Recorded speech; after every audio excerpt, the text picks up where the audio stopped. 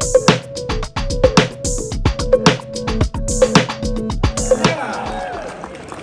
to hear. So I'm going to ask just a couple of questions. Sure. My own personal choices, and I'm going to open it up to the audience. We've got about 35 minutes, and then we're going to have you come down here to where these stairs are. And unfortunately, the guy sitting there next to the Raggedy Ann character in Rabbit, that's essentially where we're going to be asking questions. So you're going to have hands and possibly bottoms in your face, so I apologize for that in advance. But when you ask questions, that's through me, and I'll just be holding the mic for you. For me, one of the first movies that I was ever introduced to of yours was Animal House. I was probably about 8 or 9 years old. That's about right. When you should see that. Super early, super cool dad. Introduced me to all the Lampoon stuff. Ivan Reitman. I was introduced to Harold Ramis. And you've worked with legendary directors and actors, as you do. I was very lucky to work with Ivan Reitman, who did Ghostbusters, and John Landis, who did Miracle World in London, and the Blues Brothers, and Beverly Hills Cop 3, and but a bunch of stuff, and Animal House. So I was fortunate enough to, and Steven Spielberg, and I started as a kid actor, so I did a lot of episodic TV, and I worked with all sorts of directors, and it was very educational for me and insightful to work with guys like Spielberg and learn from them and carry on an excellent job. Is there something that kind of goes as far as the process whenever you're going into audition? Do you say, okay, oh my gosh, I'm about to go work for a Mel Brooks movie, or I'm going to go work with, say, here's one, when you did Black Sheep and you worked with Chris Farley, Is there a process that you kind of hype yourself up for, or do you just kind of go in there because you ooze charisma? So I'm wondering if that just kind of doesn't help as well. That's very nice, thank you, I'm flattered. I always think of it as a character, so I just go in and try and embody that character when I do work for the first time or an audition or whatever, and like when I auditioned for The West Wing, in the part of John Hoynes, the Vice President, and I came in and met Aaron Sorkin and Tommy Schlamme, who's the director, and they wanted it to be, they said, this guy plays golf all the time. He's sort of like that character you played in Animal House, but he went into politics. And so just play it that cool and easy. And I sort of, I said, okay. Then you got a chance to just sort of be loose, and then I wasn't acting so much, which was great. And it was great to get permission from the creators of the show to play it that way and do it that way. This is probably a little throwback to myself, and I sort of wanted 2 questions. Drop Dead Fred. Drop Dead. I absolutely adore that movie. It's one of those ones I feel like just kind of went to theaters, but then also became kind of a cult classic and has this following. And how did that happen? What was that like? Well, Drop Dead Fred, Rick Mayall, bless his heart, we lost him, but he was so wonderful. And I was in another part of the movie. I mean, I wasn't in too many scenes with Rick because only she could see him. And but it was nice to be a part of a show that was about a fictitious character, that we all have something like that inside of us that you talk to or helps you, or it guides you. And I just thought that was sweet, and he was so wonderful. And the spirit on the set was built around that, and I was such a bad guy. So it was fun because it was a lighthearted, deeply felt movie. Who do you like better, playing kind of the bad guy, or do you like playing kind of like the calm, cool club? Bad guys are always the best. So yeah, the worse the bad guy, the better the movie and the better the part. It's because you get more range, you get and you get to tap into stuff that you don't normally get to do. We usually try and stop ourselves from doing evil things. But I get licensed to do it when I'm playing a certain character, like Mary Brady's sequel. I got to play this just insane character and just let me go. They just let me do anything I wanted to do. So it's great freedom and it's good therapy. It may or may not have worked. I don't know. Yeah, we'll start lining up. We'll take some questions here in a minute. is there a director or script that you had come across that you weren't able to get to that you kind of, not really regret, but that you kind of wish you could have done something like that? Oh yeah, I mean, you know, the number of parts that actors have auditioned for and didn't get are just, you know, you talk to almost any actor, it's like, okay, this happened, that happened, or that they've turned down. I tested for Indiana Jones, and George Lucas called me in the day after the test and said, "You're too young. You're just too young. We loved you. We loved your part. You were." He lied like a drug merchant, but he said, "You did the best test, but you're just too young to play this part." You know, and I did, you know, I was very grateful that he was that, you know, nice about it. But that's one that got away. You know, yeah. Are there any memories that you can share with, say, some of the people that you work with that are no longer with us, possibly Lucy or Carly, even Evan? Well, you know, I was fortunate enough to be a kid actor, so I worked with Lucille Ball and Henry Fonda and Debbie Reynolds and Dick Van Dyke, who is still with us, and Jackie Gleason, Bob Hope. So I was lucky to work with all those people, but I think more of the contemporaries that unfortunately we've lost, like John Belushi and Chris Farley and Anne Bancroft, I worked with To Be or Not to Be. And, so it was a blessing for me to have a chance to work with those talented people.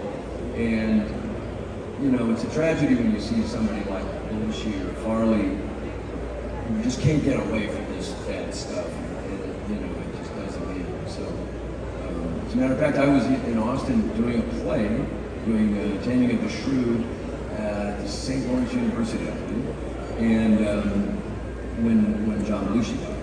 So yeah, it was a touch on him because you know he's not in great shape, but you think, he'll come back.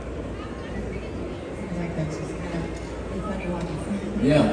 The funniest. Well, you know, I worked also with Sam Kinison. They just didn't think they could be funny unless they indulged in all those things, you know?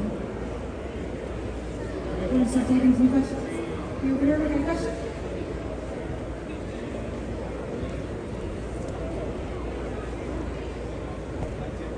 Oh, sorry. Hi, Tim. Hey. So, grandma, whether you remember being Well, first thing was, they did not want me for that part. They wouldn't let me audition for the part. They said they'd seen my previous work, and I'd done a lot of westerns, and, you know, and he said, no, he's a cowboy or a surfer, he's not preppy. He's not right for us, we don't want to see him.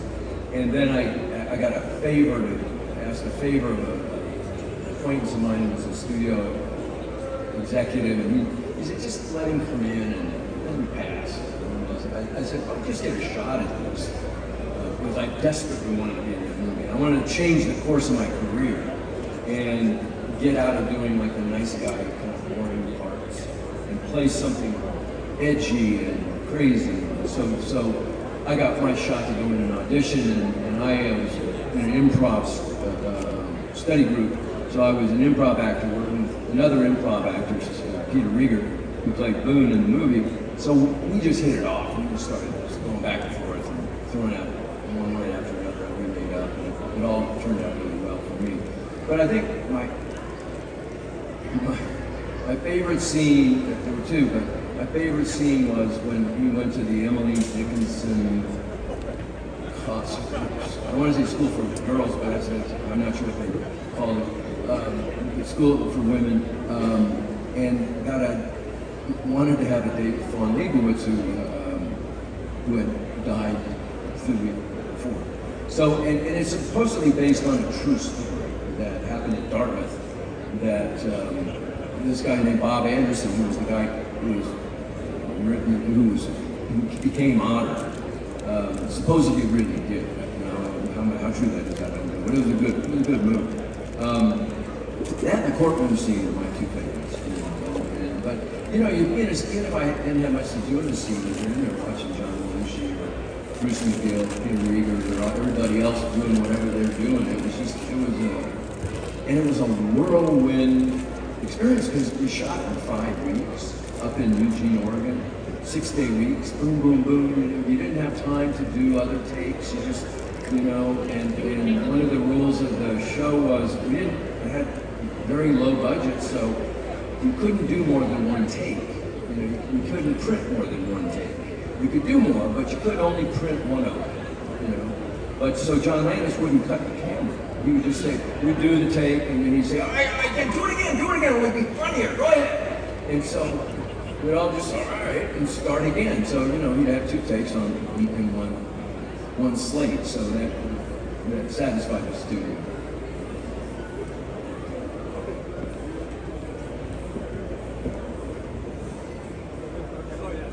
I want to make a comment, a question, and a request.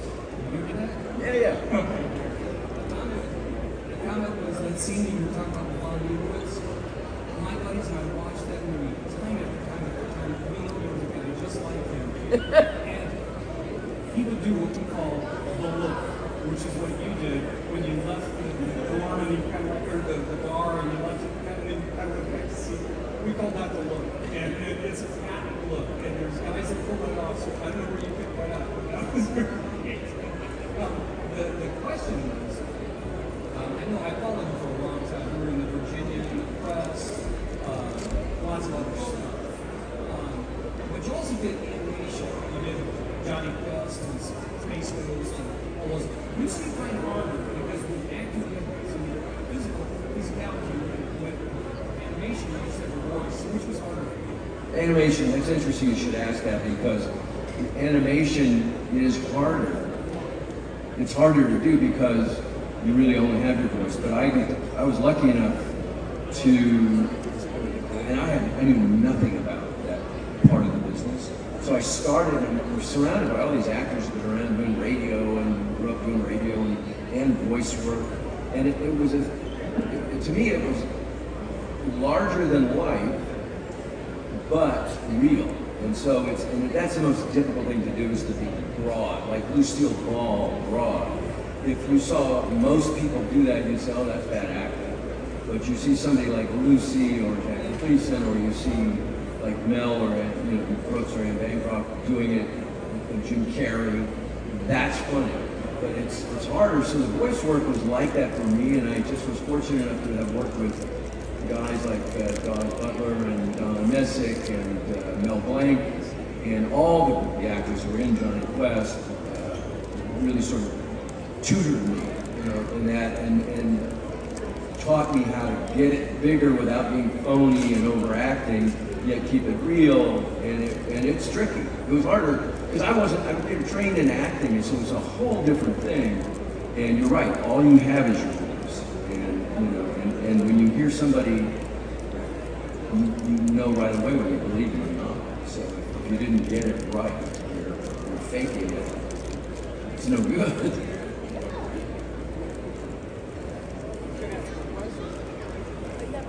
Yeah, I had a request. I was wondering if you could just do a line as Jonny Quest. As Jonny Quest.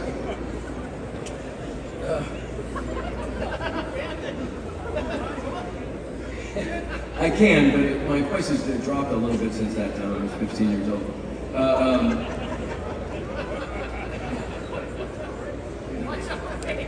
Watch out, Grace! Look, Haji and Band are in trouble. Come on, we gotta get them.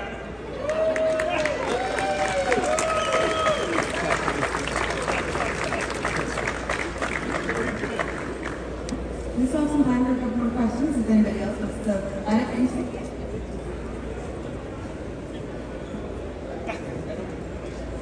Thank you, Mr. Matheson, for coming. This is wonderful to have you here. Building on the last question, bringing in animation, you had all this tutelage when you were in Jonny Quest. Was any of that brought forth backwards into your acting? So where you went from playing a good guy in Jonny Quest, one of the heroes, to one of the slimiest villains, Larry Sizemore in Burn. Oh my gosh, yeah. How did you make that transition to being so good to being so good at being bad? Thank you very much. I love playing that part. Larry, and there was a series called Burn Notice, and I played one of the one of the best bad guy parts I've ever played.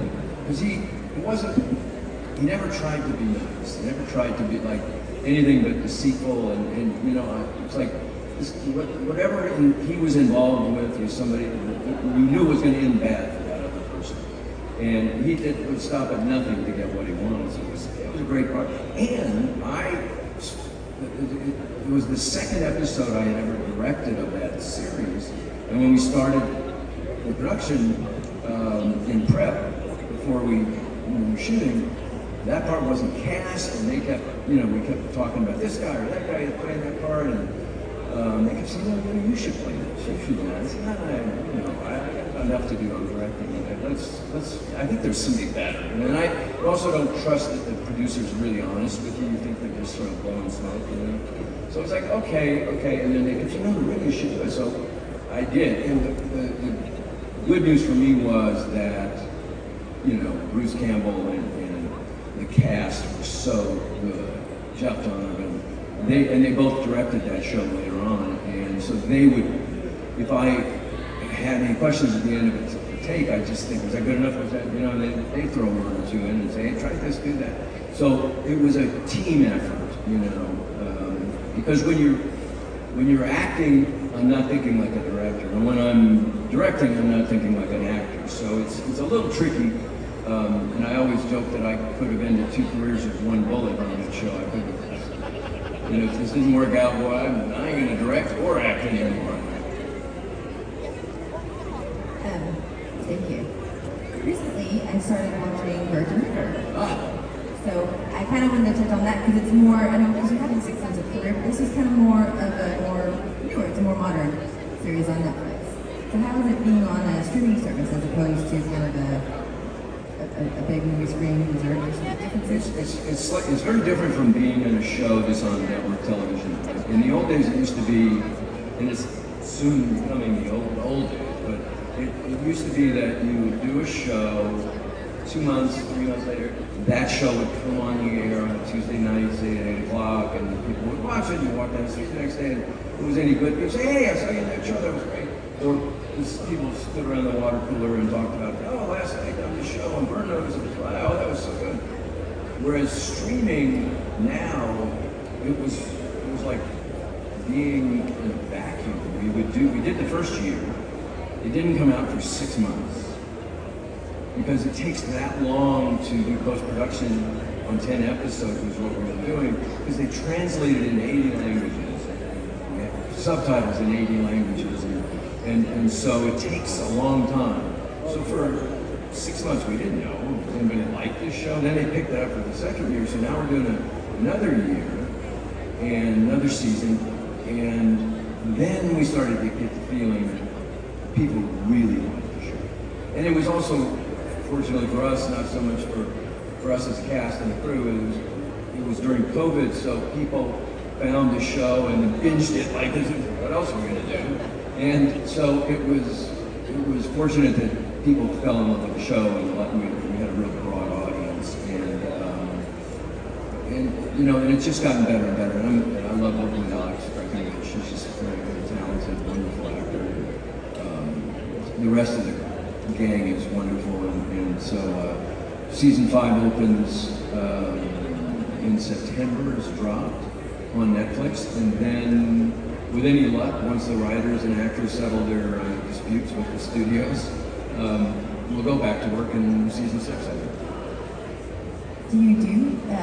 Are you a fisherman? Is that something that's kind of incorporated into your hobbies? No, you know what? I took a fly fishing course while I was up there, and I was shooting in British Columbia, in Canada, in Vancouver, and there's so much good fishing around there. And this year when we go back, I really want to get off and go into one of the sort of outback places and go fly fishing. And then this may be something kind of random, but do you do something with bees? Are you a beekeeper? No. I saw something pop up and I was like, I just had to ask you about that. I thought about doing that for a while. I thought about putting a hive in my yard, but my wife decided that it was not too safe to have around the pool. we're all hanging out. No, but I did a movie that it was a terrible movie. It was called Hellstorm, I think it was called. And it was a movie I did. It was an action movie for a local, a network in America. I can't even remember the name of the network, but they made these cheap movies, and it was a low-budget movie, but it was action, and I was a huge John Woo fan, so I had all this action. I said, I'm going to learn how to do action by doing this movie. And then we had to have, there was some bees plot where these bees are killer bees, and they're going to get us all. So I had a beekeeper on the set all the time, but he said, "You want to have the bees all over you?" I said, "Is that safe?" He goes, "Oh yeah." I said, "We'll put queen pheromone all over you, and they won't hurt the queen. So once that's on you, you're fine." I had them on my hands, all my arms, on my face. He said, "Just don't smash them, because then they'll sting you. But just, go ahead and try." So that's my experience with bees. It was crazy. I know it was totally random. I saw that photo and I was like, saw I that, see that right? bees all over them. I was just wondering, since you're an actor and a director, like with comedy and drama, like, is there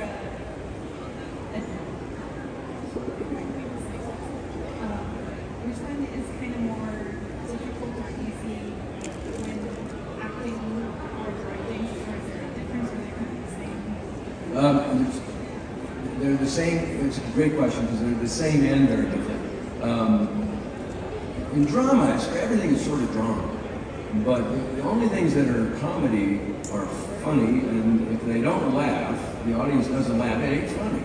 So you miss the joke, So, and when you land a joke in the theater, because the audience responds, and so you get a rhythm going, and it's like, oh, that's great, and then you build on it. Whereas in film, it's difficult to tell.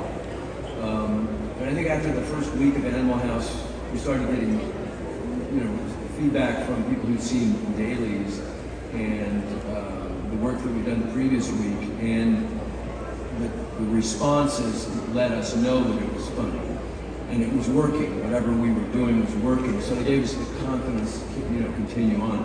But I think and that was my first comedy that I had ever done, so it was like I was scared out of my mind. Because here I'm a machine, and these guys in comedy are cold, and I'm, is that fun? Is that okay? And John Belushi was very supportive and kind and generous to me as a fledgling comedic actor. But it was daunting.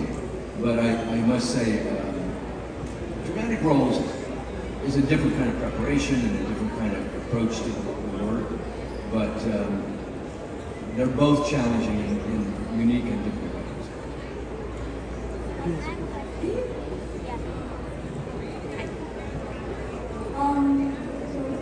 What is your favorite movie or show you've either been in or made? Wow. Okay. My favorite movie or show that I've been in that I've made. I would say, if I can mention three, perhaps, let's say Animal House.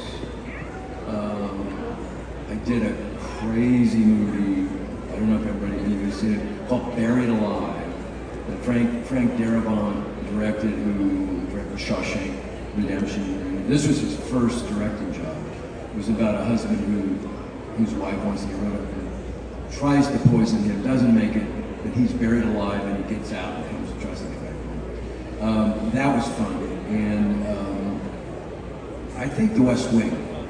The West Wing was one of my favorite programs to work on. It was such great writing, such great actors, thank you. It was such a wonderful experience, even though I was the bad guy. They never let me be the good guy. But it was just so challenging and rewarding to be in that show. And that was one of those things that I've been in, I only did like 5 or 7 shows a season because the vice president wasn't always present. And the reaction on the street was immediate. I mean, I just was in one episode, all of a sudden I walked down the street and people going, Hoynes, hey, Vice President Hoynes. And it was like the audience response was just instant and big. And it was like one of those things like, wow, this is really a huge hit. Because I'm only a minor character in this storyline, and the people are really reacting to that. So it was one of those instant hits. And it was nice to be a part of it.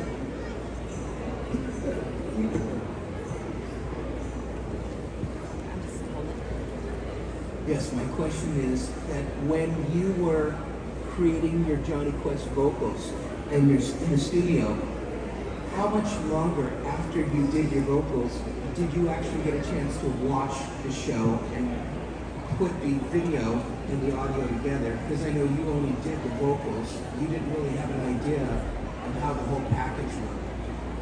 When we were doing Jonny Quest at Hanna-Barbera back in 1964, I think it was, 64-5, and you'd have one episode ready to record. You get it, you'd see the script when you came in the recording studio, all the actors would be present, we would read through the script at the table, then we'd get up in front of the microphones. They had 6 or 8 microphones up. There was a big control room behind glass opposite us, and we would record, and that would probably take 2 to 3 hours.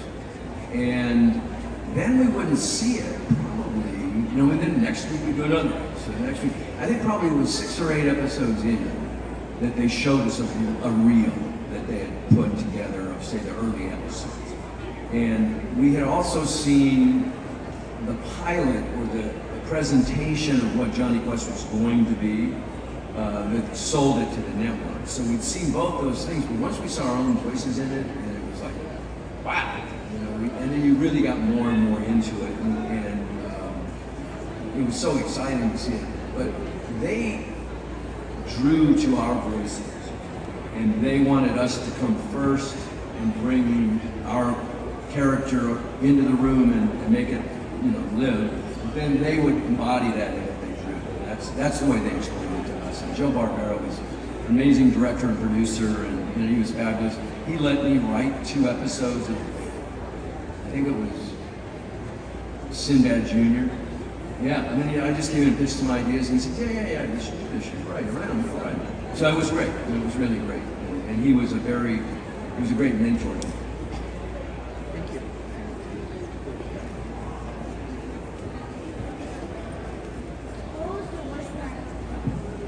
What was the worst part? The worst What I made. The worst one movie, that you worst made. movie I made. Let me think. I had some terrible auditions. Let me think. You try and forget them. When it's that bad. I'll tell you what. I played the United States President on 2 occasions. The first time I did it, I played John Kennedy in a movie for CBS called Jackie. I think it was called Jackie with Joanne Wally, and who played Mrs. Kennedy. And I played Jack Kennedy. And I worked so hard on just the voice, Jack Kennedy's voice, a real person. I wanted to sound like him. I wanted to give these speeches he gave, and so I really focused on that part. And when I saw the part, when I saw the movie that was done, I said, it's okay, but you can tell the actors were working on the words, not on the heart. So the second time I came to be American president, I played, it was called Killing Reagan. So I got to play Ronald Reagan in a movie for National Geo. And I told the director, I said, I'm gonna work on the voice and the way he spoke, but then I'm gonna forget it when we do the scenes, and if I get off base, you tell me when to go back and do it again. But I'm not gonna listen to it, I'm not gonna try and work on the voice, because all I worked on was hopefully what he was feeling and what he was hoping for, So it worked out much better, I thought, that one was self-conscious, one was just more heartfelt. So the Kennedy one was my worst. Okay, we have one more question from the audience here. I'm going to go over and get these. First of all, thanks for being here. Clearly had a complete, very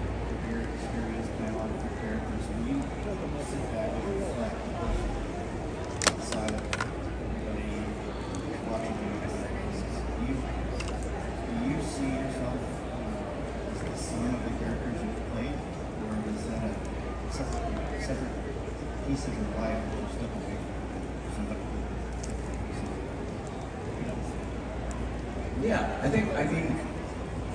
think there's the main approach to every character that, as an actor, I always is what is that in me? What does that evoke in me? What feeling? What part of me is like this character? And then you just sort of try and hone in on that. Oh, in my life, yeah, that happened to me. I was broke and I was hungry and I was having bad luck and one bad thing after another happened.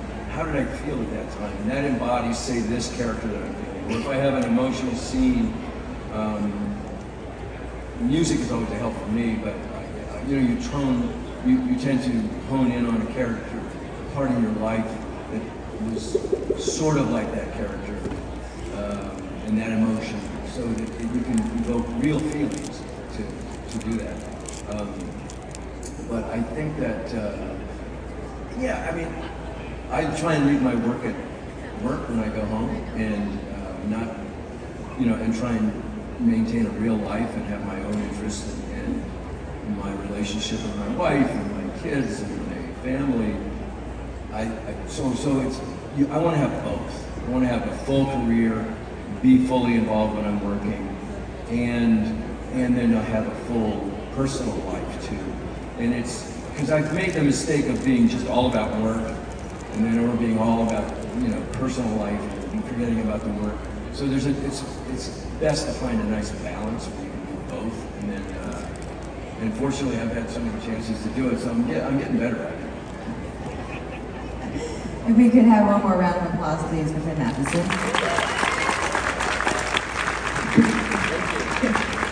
And then can they find you on social media? Are you on?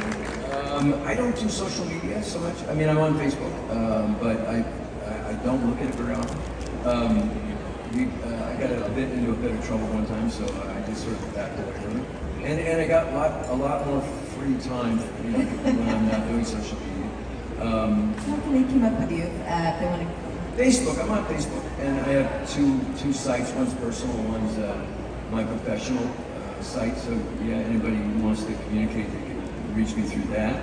And Virgin Rivers come out in September.